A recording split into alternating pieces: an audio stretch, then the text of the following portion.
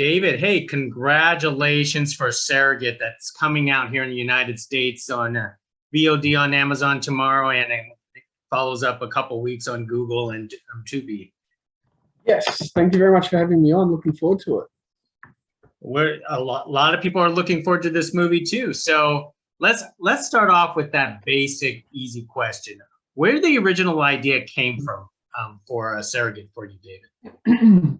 So it came out of it was a brainstorming session that I was having with my co-writer, Beth King. And I'd approached her and said, let's do an indie horror film. And we didn't know what the story was going to be, but we're both huge horror fans. And so we spent a couple of months, we'd meet twice a week and brainstorm different horror ideas. And we came up with about 7 or 8 ideas for screenplays. And Surrogate is the one that we sort of got most excited about, and we could see the potential.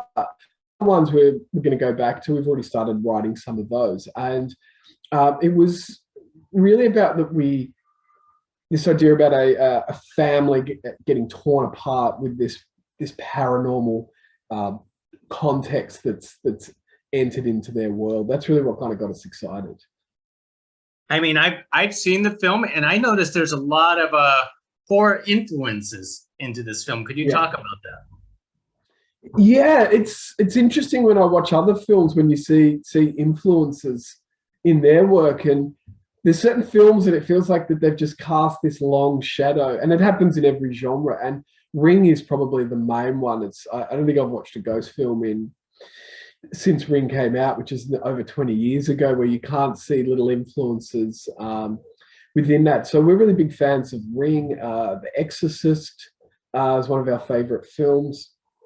Grudge, we like a lot of Asian horror in particular. So there are influences. And also, I don't know if you've seen a Spanish film called The Orphanage. I did, yeah.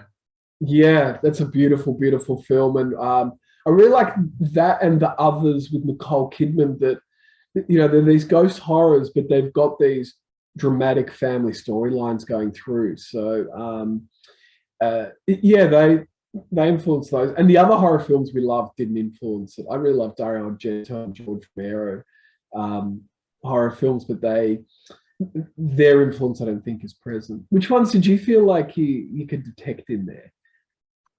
I mean, I could detect a little bit of the you know, like the exorcism scene was very prominent. I want to say the pregnancy has been influenced in a lot of different films before, but you managed to combine them all into a film like this. Yeah, and what's interesting also, sometimes when you watch your work back, what you see as well, like it's not a conscious thing when you go, oh, I saw this film, now I want to set the shot up like that. I mean, there's also certain aspects that, you know, is film grammar. So, you know, it's like when if you're doing an action film, you're going to have handheld camera. There's just no way kind of around that. So I guess some of those bits, you know, those very traditional horror scenes work where, you know, you put the camera in a deliberate place because it has that effect, and that's why filmmakers use it so much. Was it challenging for you to make, because, you know, even though there are influences, you must make this film your own. Was it challenging for you both on the filming side and the writing side to basically make it more unique and differentiate yourself from the other films? Yeah, I mean, that's probably one of the 2 hardest things about writing a film. You know, the first bit is just actually writing a good screenplay is extremely, extremely difficult. And then how do you find that balance of that we have thousands and thousands of years of storytelling and how you fit within that? And I mean, being 100% originally unique just isn't kind of really possible anymore. Like, but what it is how you take some of those ideas and you try and find an original spin on them. So the classic one, when I teach filmmaking and screenwriting courses, it's if you're doing a love story or a rom-com, it's like you have to have the boy meets girl scene. But we've seen that in every one of those films has to have that.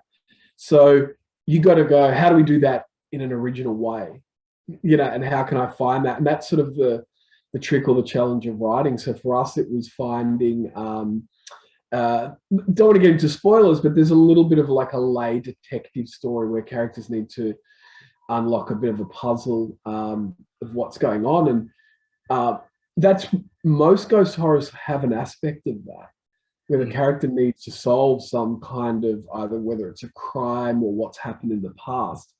So it's really about now how can we do that and try and do it in a way that feels a bit different or fresh. For example, it used to be, I think it's a long time since I've seen Poltergeist, but I think was it the house was built on a traditional burial ground or something like that, and that was a trope for a very long time. Or the original ghost story, it's like the person was murdered, so they just need to solve that murder. So it's just finding what's your different way to do that, and that's kind of the fun and the challenging bit of that. Now, of course, the centerpiece, in order for this to work, you need a good actor or actress to basically pull this off together. Tell us about getting Kessie involved into this project and why she was perfect to hold and anchor everything. Yeah, yeah, she's great in the film. She came about from, I was actually having coffee with an actor producer in Melbourne who's also got a supporting role in the film, and he actually mentioned her name. So other actresses, and I'd auditioned some and met with some, and he mentioned her, and I mean I knew her from Wolf Creek, obviously, and he'd sort of said she's finishing up on Home and Away. I don't know if you know Home and Away is an Australian soap opera. Soap opera, yeah. Oh, yeah. So it's probably that and Neighbours are our two famous exports. So he'd heard, that she was wrapping up on that and looking to do a film. So I sent her the script, and the timing was really good because she said that she's wanted to do a horror for quite a long time, but just hadn't found that script that really, really spoke to her. And also what's appealing is she's in almost every scene in the film, which as an actor that's quite rare. She read the script, she really liked it. She sent me a screen test for two of the scenes, and I was like, oh, she's going to be great for it. So it was excellent to get her on board because we knew we needed a very good actress to be able to pull off that role, because as you know, there's so much variation in emotion and experience. It's not a one-note horror film with a scream queen it's not a slasher where you're just going through similar kind of emotions all the way through. Though I love slashers, this is a lot more complex character. Now, I understand this is your directorial debut. This is your first feature film, not counting the short films. But having a veteran actress like that, does that help you significantly on a project like this? Yes, certainly. What it was, I mean, I love working with actors, and the sport of it is how you get the performance out of them. So they're coming with their experience and skill. I'm coming with my perspective as a co-writer and director on it. And what was probably particularly good about it, and the difference with shorts, is on short films usually you don't have any budget.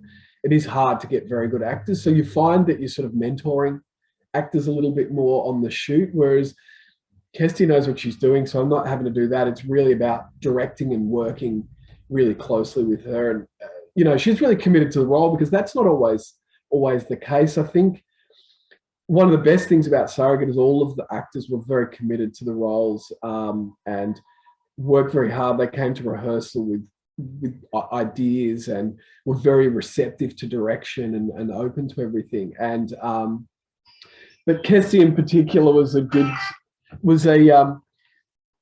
good anchor point to be. The fun is just how to play around with her experience as an actress and work out what things kind of get her fired up, what clicks in her mind. It was really good. We spent a lot of time really talking about the screenplay, talking about her character, and then pretty early in the shoot I learned that when she said in rehearsal that she's holding back a bit, which actors do, but there is that moment as a director when actors are saying that, you go, well, I hope that's the case.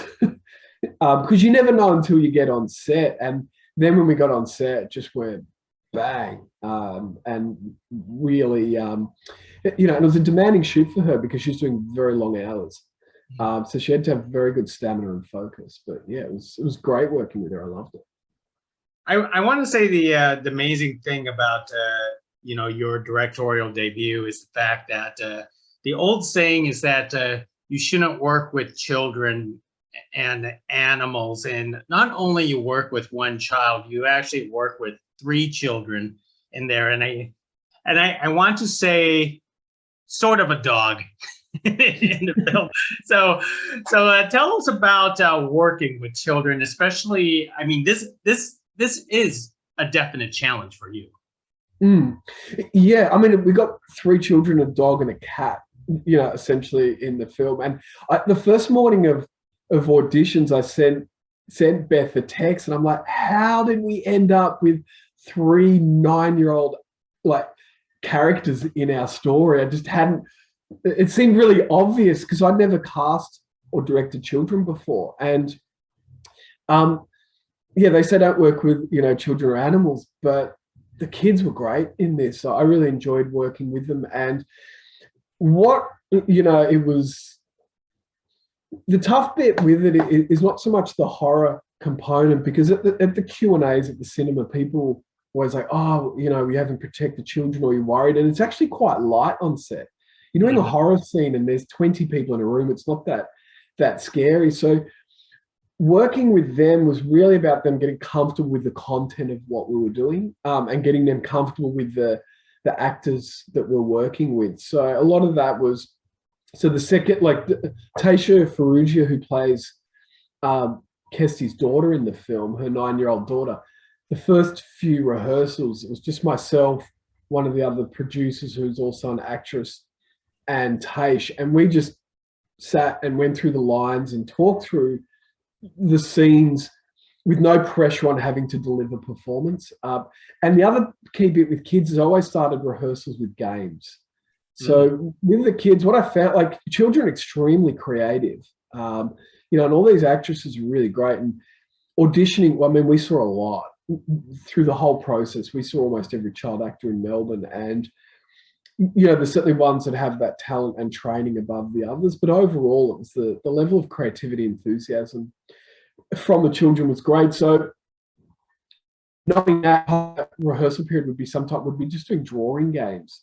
One of the rehearsals with Taisha and Darcy, who's playing her uncle, I was at Taisha's house and I saw that she had a soccer ball. So I said to her mum, bring the soccer ball to the next audition. And so the next rehearsal, and her and the actor playing her uncle, they just played soccer for a while, because it was all about them bonding and comfortable. And then you start to get into the creative process. And they were all really dedicated and professional, better than some adult actors I've worked with in the past.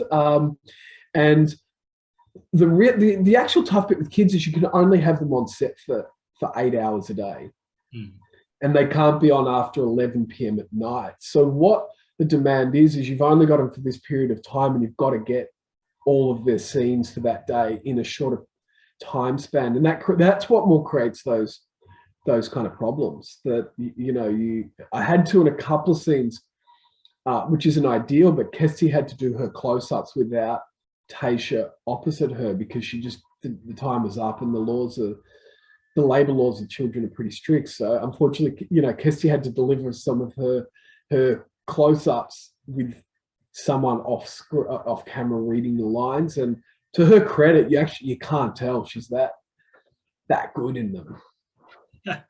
Well, that's a credit to young child actors now these days. They're just getting so good at turning on and off their creativity now these days.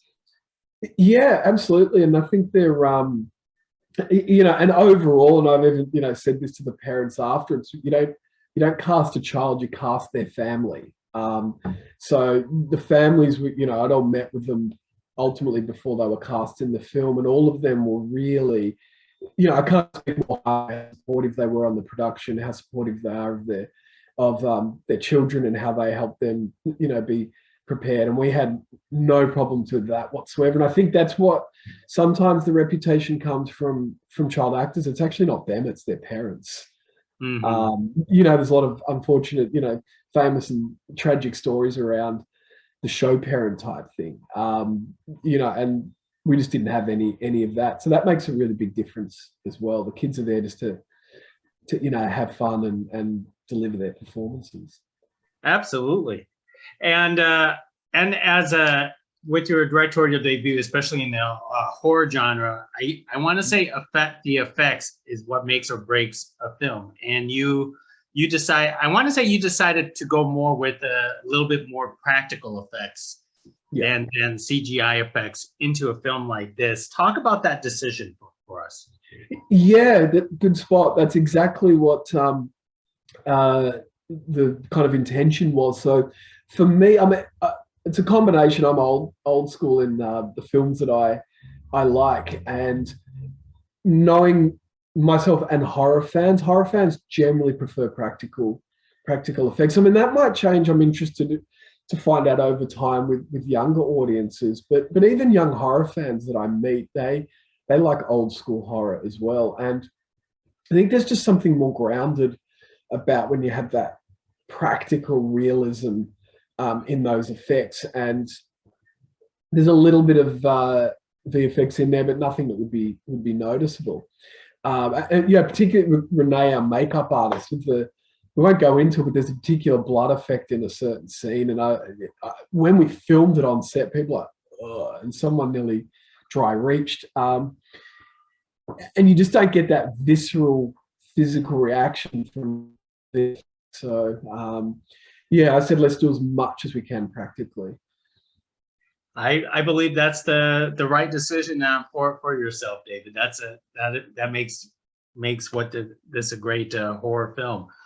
Oh, so yeah, I was going to say, it is. I mean, knowing two things about the horror audience is generally they don't like VFX as much as practical, but secondly, it's they hate spoilers in trailers.